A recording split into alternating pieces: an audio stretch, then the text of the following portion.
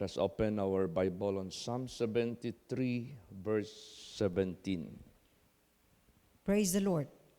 Until I went into the sanctuary of God, then understood I their end.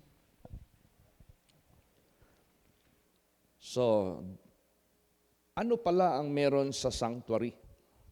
Bakit hanggang nakarating siya sa sanctuary, doon pa niya naintindihan ang kanilang katapusan? Hindi lamang kanilang part ang naiintindihan natin, ano ang magiging latter end or magiging resulta or consequence sa kanilang kalagayan. Kahit mismo sa sarili natin, maintindihan natin ano ang maging latter end natin. So ang sanctuary, nandito na yung important information for us to know, for us to learn, for us to be enlightened.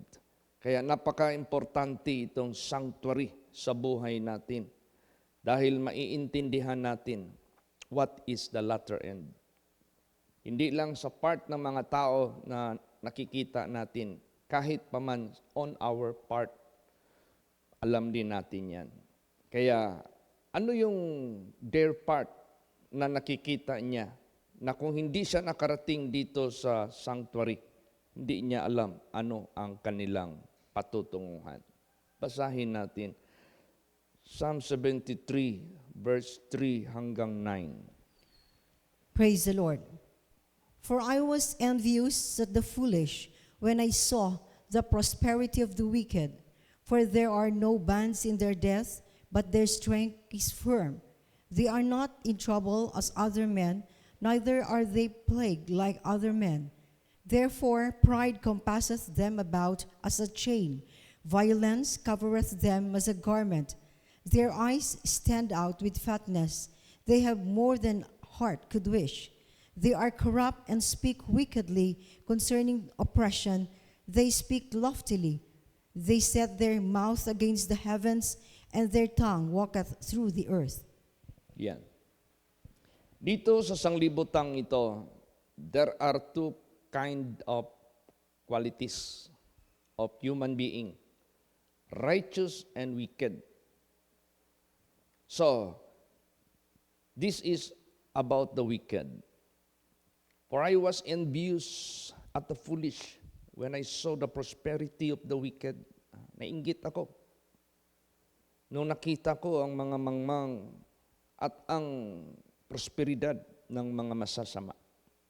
Sapagkat there are no bands in their death, but their strength is firm. Parang wala na silang kamatayan. Parang wala na silang katapusan ang kanilang kaligayahan. They are not in trouble as other men, neither are they plagued like other men. Therefore pride compasseth them about as a chain. Violence covereth them as a garment. Kung sila ay mag-api, kung sila ay mag-persecute, grabe, hindi basta-basta. Their eyes stand out with fatness. They have more than heart could wish. Grabe yung katabaan ng kanilang mga mata at yung puso nila, ano yung gusto nila natutupad. Kayang-kaya nilang gawin ang lahat. They are corrupt and speak wickedly concerning oppression. They speak loftily. Grabe yung paghari-hari. Grabe yung kanilang korupsyon sa kanilang buhay. Walang limit yung kanilang paggawa ng korupsyon, ng kasamaan. Yung kanilang pagsasalita wickedly concerning oppression, grabe, matindi.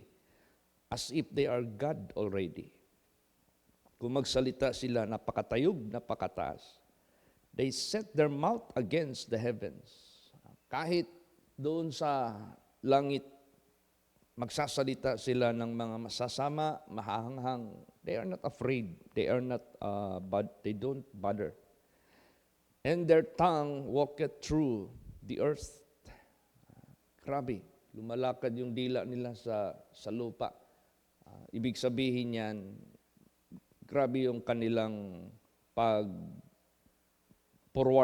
sa kanilang hinaing o sa kanilang pamamaraan. Walang nakakapigil. So, ano ito?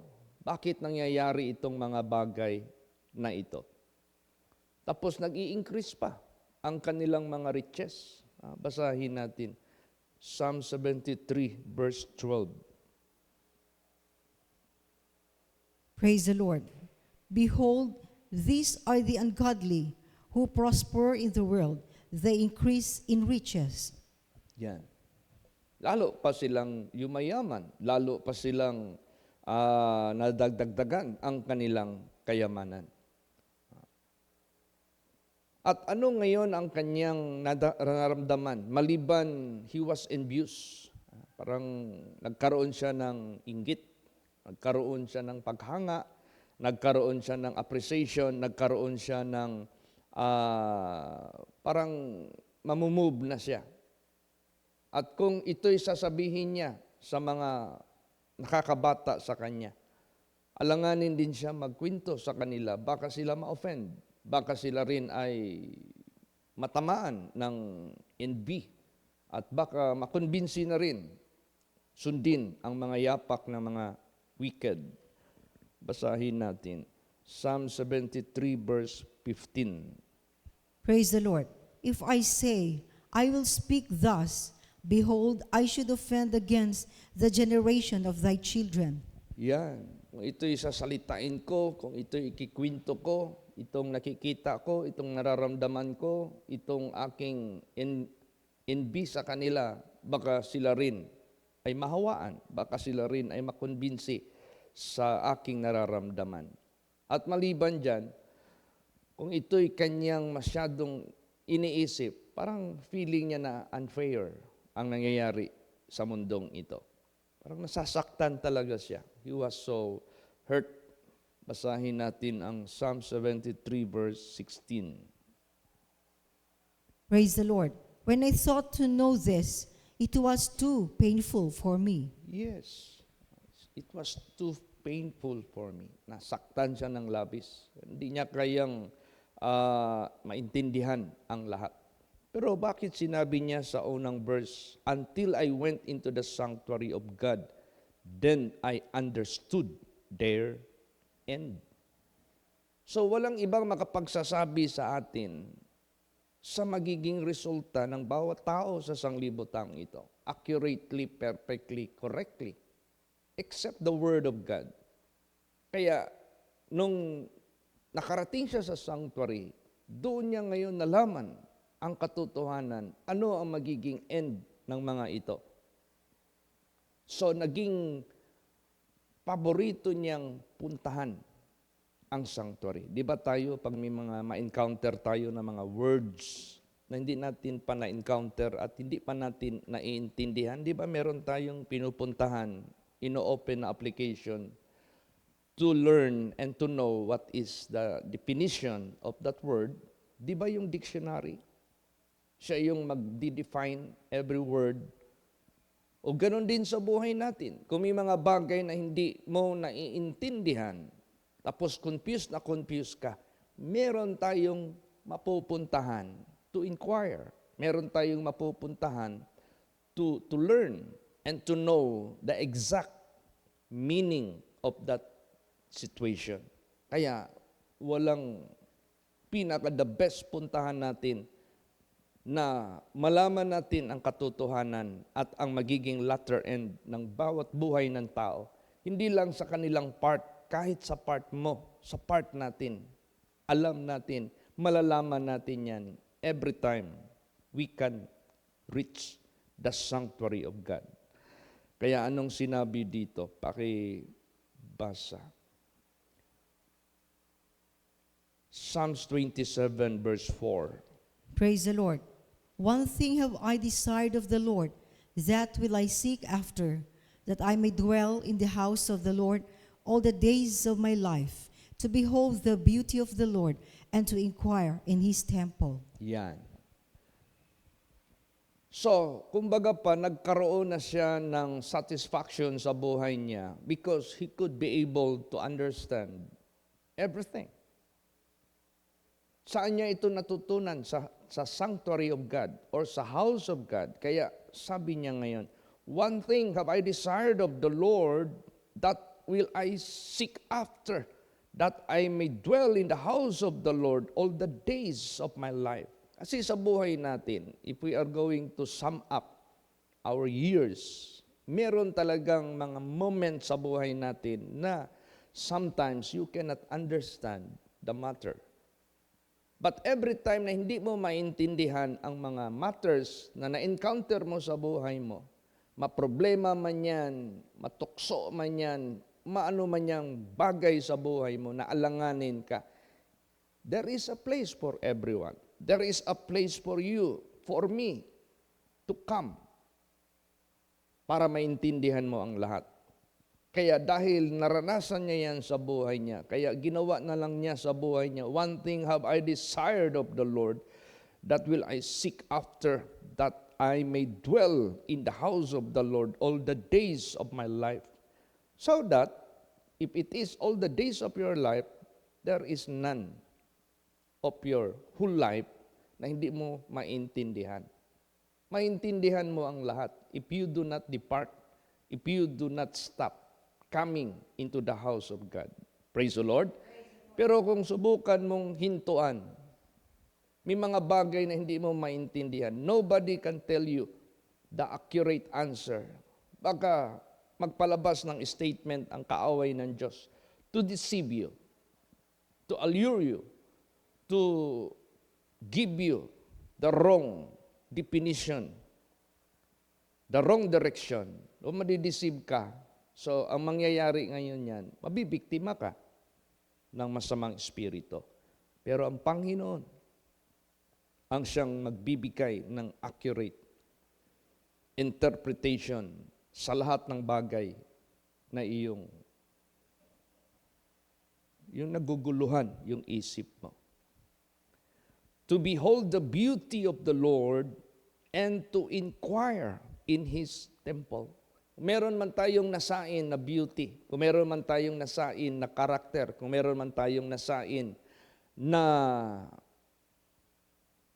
we are being, humanga ka ba? You admired it.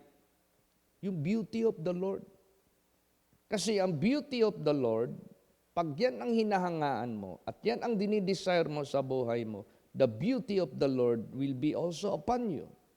Mapapasa iyo. And remember, the beauty of the Lord, that is never fading away. Hindi yan mag-fade, magpakailan pa man. That is eternal beauty, eternal glory. Yan ang the best sa lahat na beauty na dapat nating i-desire sa buhay natin. Praise the Lord. Hindi yung beauty na pinapakita ng kunwari ng masamang espiritu, yung mga wicked na sumasaya dyan sa lahat, but inwardly, in the inner man, sa sarili nila, they don't have the peace. Hindi lang nila sinasabi. Hindi lang nila pinapahalata, but when in fact, the truth is that there is no peace in them. Walang kapayapaan sa kanila. The Bible says, there is no peace to the wicked, saith the Lord. Kaya, yan ang katotohanan. So, napaka-importante po. Ang beauty of the Lord, there is peace, there is satisfaction, there is joy, there is eternal benefits. And to inquire in His temple. Do not stop asking God everything na ikaw ay being confused or alanganin ka, uncertain ka, dito tayo sa house of God, sa Panginoong Diyos. Bakit? Dito na pinapahayag ng Diyos ang kanyang mga pamamaraan, ang kanyang mga judgments. Lahat dito natin matutunan, lahat dito natin makukuha ang accuracy ng pamamaraan ng Diyos. Basahin natin. Psalm 77, verse 13. Praise the Lord. Thy way, O God, is in the sanctuary. Who is so great a God as our God? Yes. Thy way, O God, is in the sanctuary. Bakit? Dahil diyan binibigay yung kanyang banal na salita. The word of God that declared the end from the beginning. Ah, Yung katapusan, yung panimulain, dito na dinideclare sa banal na salita ng Diyos.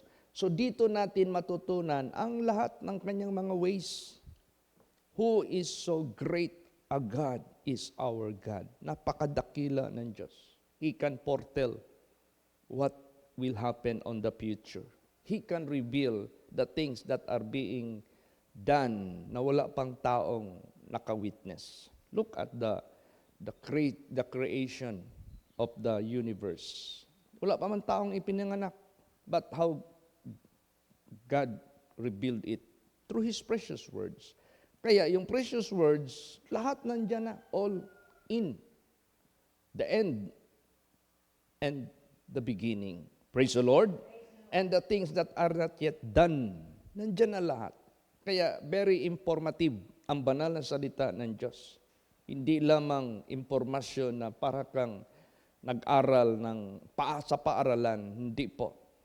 This is an information from the Most High God na gusto niyang magbigay sa atin ng daan, ng kaliwanagan sa buhay natin. For us, not to be deceived. For us, not to commit mistake sa ating ikakapahamak. Thy way, O God, is in the sanctuary. Who is so great a God as our God? Bakit He is so great? Because He can reveal the future. Bakit? He can reveal the beginning na wala pang taong nakawitness. But He can reveal it. He can cause it to be written through His holy people, holy children of God. At saka ang Bible, ang banal na salita ng Diyos, na hinahayag dito sa kanyang house, o sa house of God, o sa sanctuary, mahulog na rin itong mga testimonies ng Diyos. Kung tayo may mga sariling testimonies, and what will be our testimonies? Based on our experience, based on our encounter. Ano yung mga na-encounter natin sa buhay natin, kung ano yung experiences natin sa buhay natin. That is all about our testimonies. Now, ang salita ng Diyos, these are the testimonies of God, the events which God encountered, how He handled it, how He judged it, how He give the finality. Testimonies ito. Magbibigay ito sa atin ng malaking aral kasi He will do it the same way because He is the same yesterday, today, and forever. Praise the Lord. Basahin natin Psalms 119 verse 24. Praise the Lord. Thy testimonies also are my delight and my counselors. Yes. Testimonies of the Lord is my delight. Why you delight in it? There are so much learnings. There are so much lessons. There are so much wisdom out of it. There are so much, you can have a wise discretion out of it. Magkakaroon ka ng matalinong decision making na mag-preserve sa iyong kaluluwa, mag-preserve sa iyong buhay, na hindi ka mapapariwara sa sanglibotang ito, out of the testimonies of God.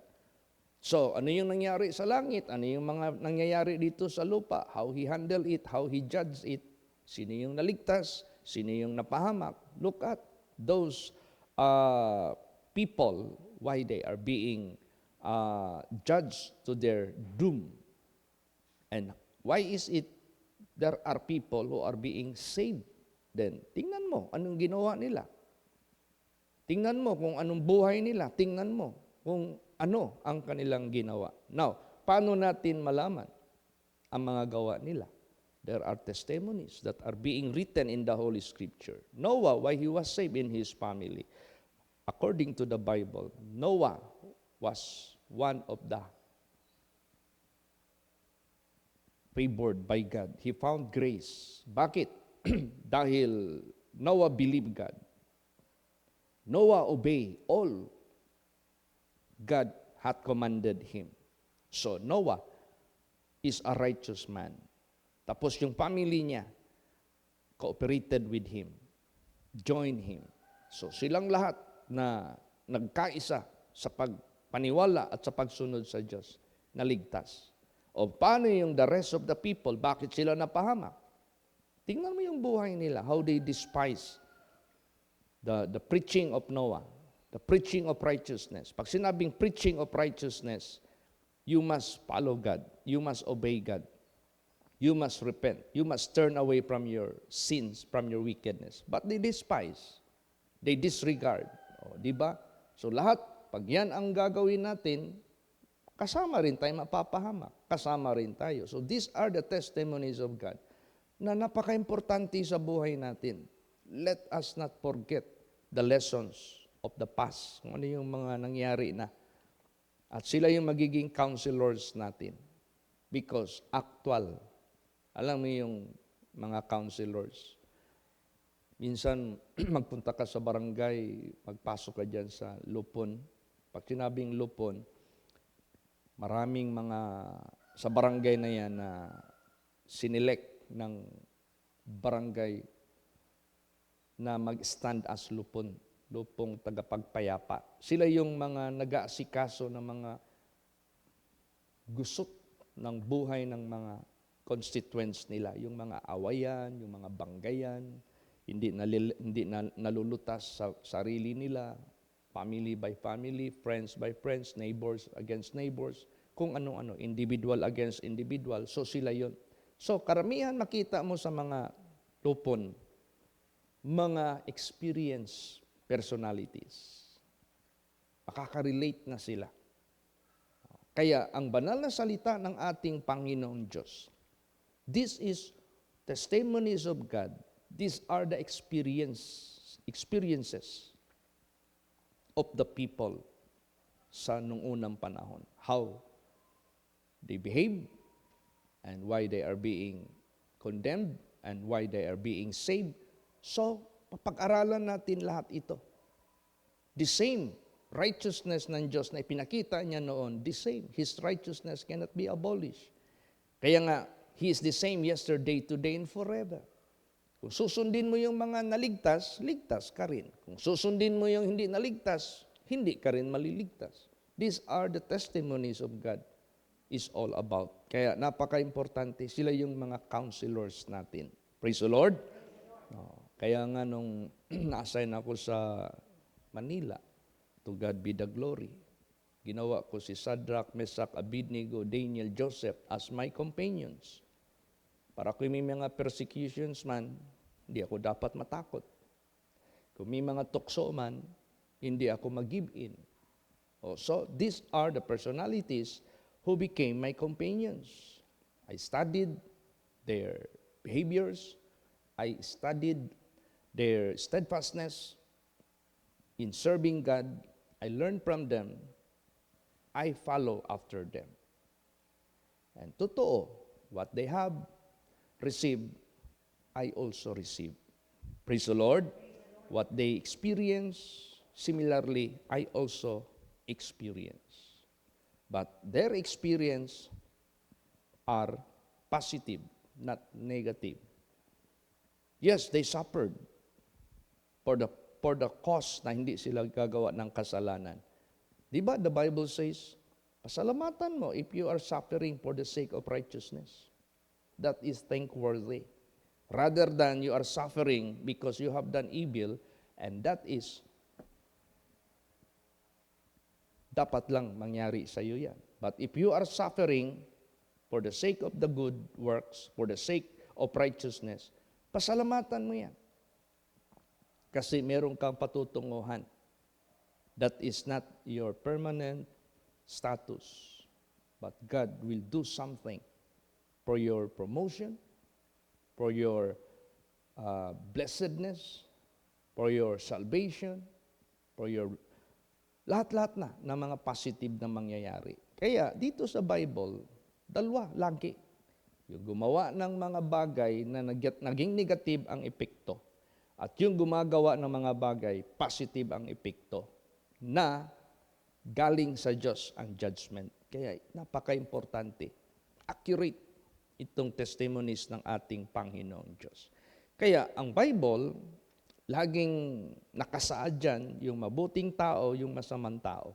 So ang gagawin natin, ang mga tao na gumagawa ng masama, humahanap yan sila ng mga tao na gumagawa din ng masama to justify their sins. Huwag natin gawin yon. Di ba? Pag ang taong gumagawa ng masama, oy, bakit mo ginagawa yan? Hahanap ka agad yan. Ay, siya nga gumagawa. Ay, siya nga gumagawa. Ay, ikaw nga gumagawa. So, ang pinipili nila, yung mga negatibong tao to justify their sins. Yan ang pinakamalaking mali na pamamaraan sa pag-choose. Dapat sa buhay natin, let us mark those perfect men.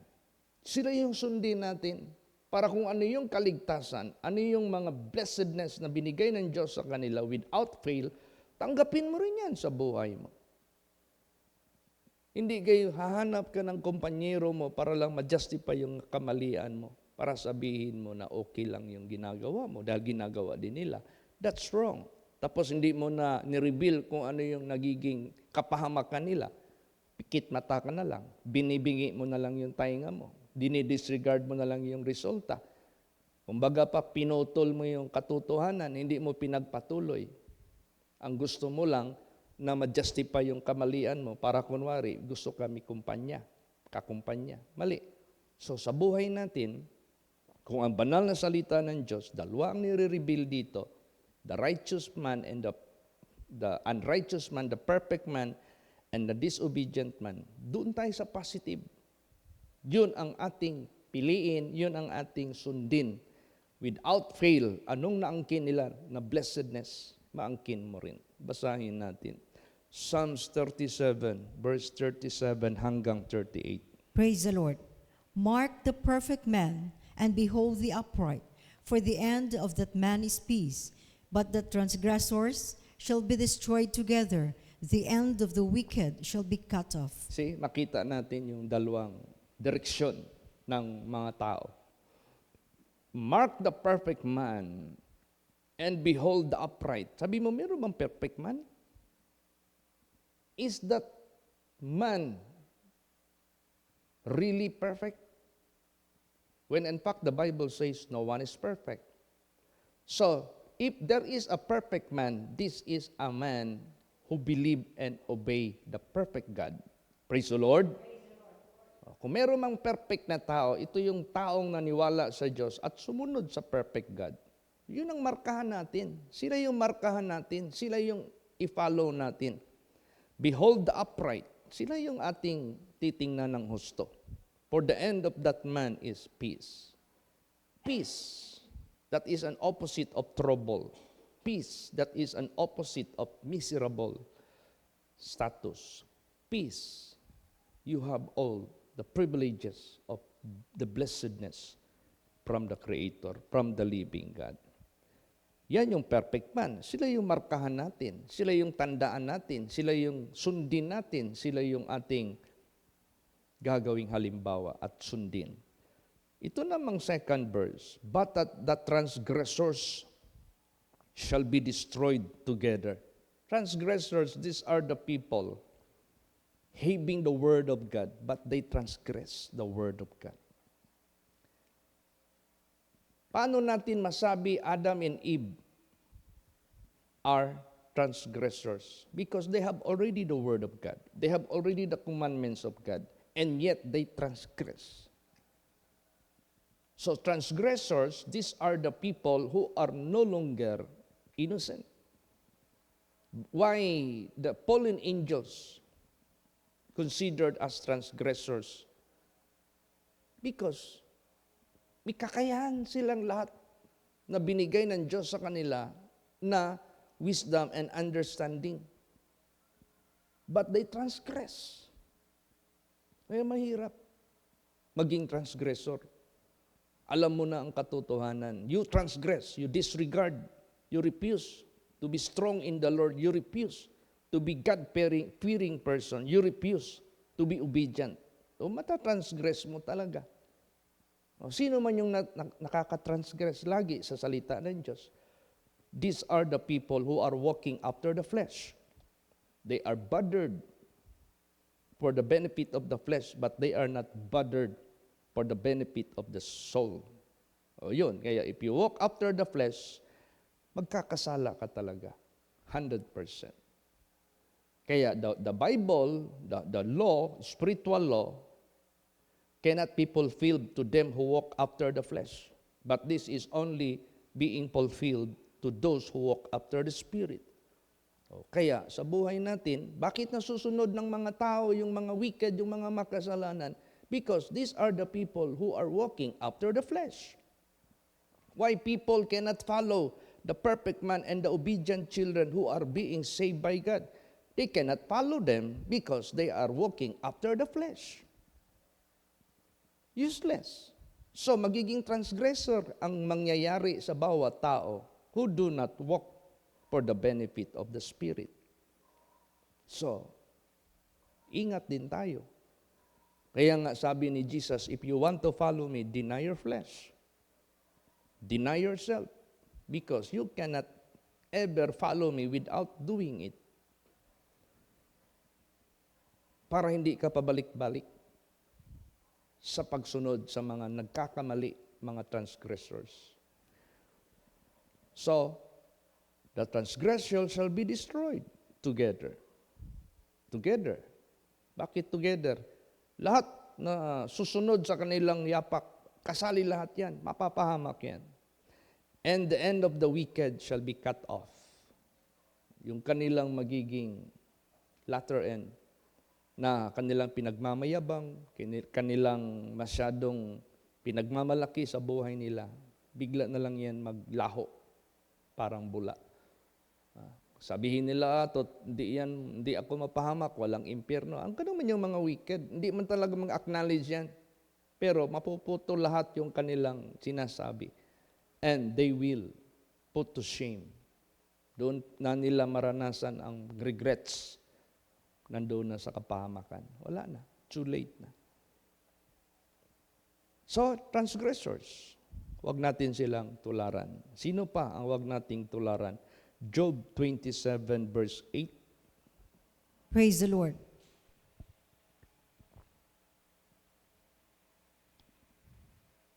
For what is the hope of the hypocrite, though he hath gained, when God taketh away his soul? Ayan. Ano ang pag-asa ng hypocrite? At anong ganansya kung ang Diyos kukuha na sa kanilang kaluluwa? What is hypocrite? Sino dito sa Bible na laging sinasaway ng Diyos? Ye hypocrites. Pharisees. Sino ang mga Pharisees? Religious people. Religious personalities. These are the great pretenders that they are righteous, they are following the law of Moses, they are God's people, God's obedient, children of God, observer of the law of God, but they are hypocrites. Ang lagi lang kanilang ginagawa is to be seen by man.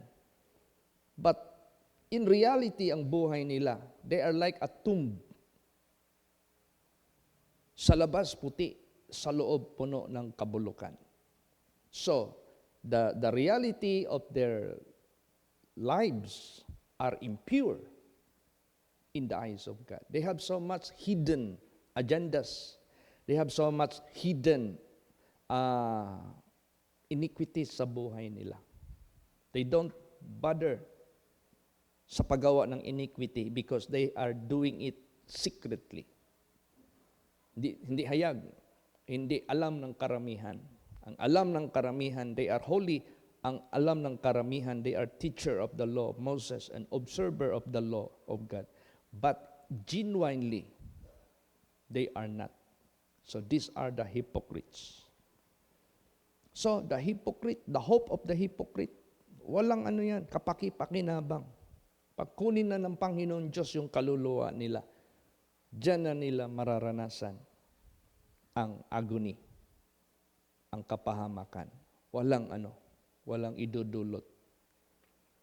Tapos sabihin mo, bakit yung mga makasalanan, ang tagal na nilang gumagawa ng kasalanan, they are still in good shape. They are still happy. No. Huwag mong basihan yung tagal ng buhay nila sa sanglibotang ito because in the eyes of God, they are just a quick moment. Basahin natin. Ecclesiastes 8:12 hanggang 13. Praise the Lord. Though a sinner do evil 100 times, and his days be prolonged, yet surely I know that it shall be well with them that fear God, which fear before him. But it shall not be well with the wicked, neither shall he prolong his days, which are as a shadow, because he feareth not before God. Yan. Makita natin yung love of God. In spite sa kasamaan ng mga tao sa sanglibotang ito, the love of God still not being detached or removed from them until they die. Nandiyan pa rin yung love ng Diyos. Kahit gaano kahaba ang kasamaan ng mga masasama, walang ibang ikabubuti sa kanila but fear God, matakot sa Diyos. Still God is open for negotiation. Still God is open. Kaya nga sabi diyan, come, let us reason together. Let us discuss. Kahit gaano itim, kapula ang kasalanan ninyo, I can turn it into white as snow. Seek ye the Lord while he may be found. Call ye upon him while he is near. Let the wicked forsake his way and his thoughts, and let him return unto the Lord. And God will still accept anyone. Kaya pa rin tanggapin ng Diyos. So the love of God is not being taken from any sinners. Jesus said, I came not to destroy lives, but to save sinners. Praise the Lord. Count yourself. Ako, isa na ako niyan. When I was still in wickedness, praise God, God didn't kill me with my sinfulness. But God showed mercy. God made His patience for me until such time nakarating ako sa house of God, sa sanctuary of God. Nakipag-negotiate ako sa Diyos. I begged for His mercy and He pardoned me. I begged for His instruction and He instructed me. I begged for new life and He gave it to me. See? Kahit gaano pa kasama ang tao sa sanglibotang ito, the love of God is not being taken away from them. Kaya tayo mga anak ng Diyos, yung reason bakit tayo nabubuhay pa, para ipatuloy natin ibigay kahit sino mga tao na yan, kahit gaano man sila kasama, the love of God is not being taken out from anyone habang nabubuhay pa. Praise the Lord. Kaya continue lang tayo, huwag tayong huminto.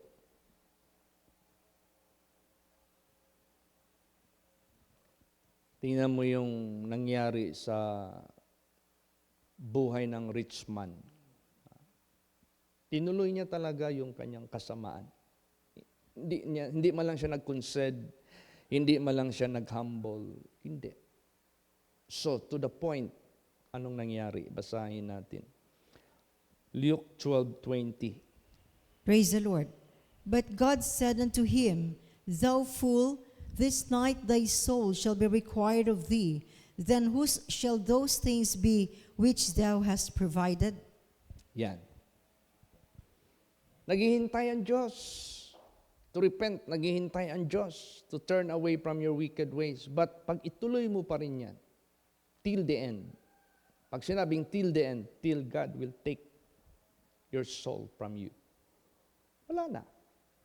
So what is the latter end? Doon siya bagsak sa impyerno. Anong naririnig natin sa kanyang sinasabi doon sa impyerno? Regrets.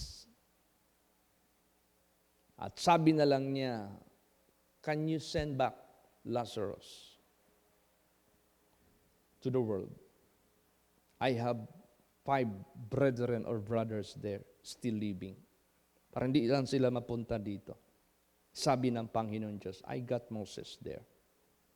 If they will not listen to Moses, even someone who died and come to life na magsasalita sa kanila, they will not listen.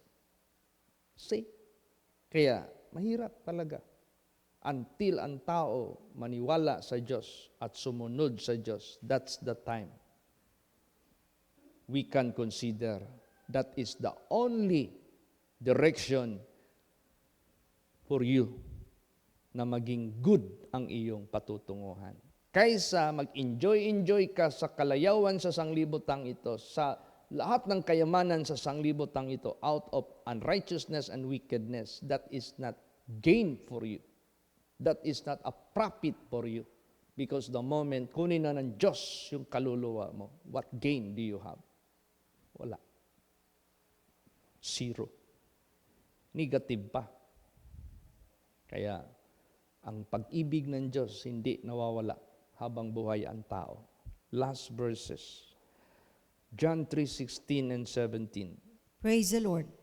For God so loved the world that he gave his only begotten Son, that whosoever believeth in him should not perish, but have everlasting life. For God sent not his Son into the world to condemn the world, but that the world through him might be saved. Praise the Yeah. Lord. But let us also be careful. There is a hangganan. Ano ang hangganan ng pag-ibig ng Diyos? Pag namatay ka at hindi mo nagawang naniwala at sumunod sa Kanya. Pag namatay ka, you remain as offenders. You remain as non-believer. You remain as disobedient. Wala na. Putol ang lahat. Kaya kung anuhin mo itong verse na ito, for God sent not His Son into the world to condemn the world, but that the world through Him might be saved. But he that believeth not in Him is condemned already.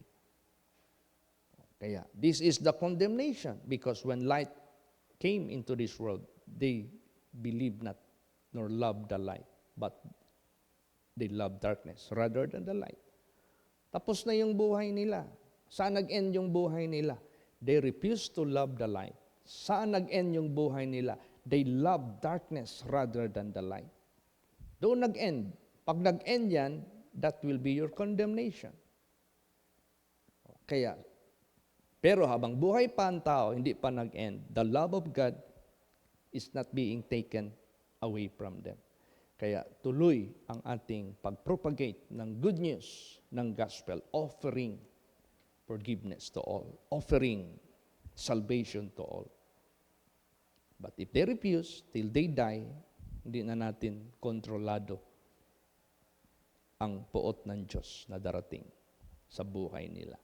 Kaya lahat maintindihan natin yan dito. Praise the Lord. Until I went into the sanctuary of God, then I understood their end. Kaya napaka-importante. Pag yung buhay mo is not being fixed, come into the sanctuary. God can fix it. Just pray, Lord, guide me, help me, fix my life. Di ba? Merong prayer dito si David. Search me, O God, and know my heart, and if thou see any wicked way in me, lead me in the way everlasting. God can fix your life. Makaka-fix siya. Ngayon, come into the house of God. Maintindihan mo ang lahat. Hindi lang yung their end, even your end, you can understand. So you can still manage yourself. Praise the Lord. Manage yourself. Minsan ang tao pag nag-book ng air ticket, tapos yung gibook niya is flexi. Alam mo yung flexi? Flexible. Pag yan ang gibook mo, mahal-mahal konti kumpara doon sa basic. Kapag basic, hindi mo na yan maulit yung petsa kung nagbago yung isip mo. Ang flexi, flexible. So, sabi mo, hala, kailangan pala baguhin ko yung flight ko. I have to change it. Instead of 3 days lang ako doon, I have to make it 1 week. So, yung pagbalik mo, baguhin mo. Okay lang yung going there, ang pagbalik. So, kung flexi ang inano mo, ang gibook mo, Meron doon, manage booking. Ma-manage mo pa ba? Pag-click mo sa manage booking, tapos nakalagay doon na flexi yung ticket mo, you can still manage to change the date sa gusto mo. Pero may limit pa rin yan. So sa buhay natin, flexible ang Diyos sa bawat buhay ng tao. Habang may buhay ka, you can still manage yourself to fix it. Praise the Lord. O kaya ganun ka merciful ang Diyos. Grabe. That is, kung bilhin mo yan na ticket, that is mas mahal. Why? Because it gives you favor. In case you change your mind, you can still manage without paying any penalties. Kaya sa buhay natin, purihin ng Diyos. Napakabait ng ating Panginoong Diyos. People of the world can still manage their lives. And they can fix it by coming into the house of God. God is willing to teach them and to show to them what will be their latter end so that they can still manage ang buhay nila. Change your mind, renewing your mind. At dito tayo mag-establish what is good and perfect will of God. Kaya to God be the glory. We have so much to be thankful to God for the benefits na ating nare-receive as we come into the sanctuary. Amen? Praise the Lord. Magsitayo po ang lahat.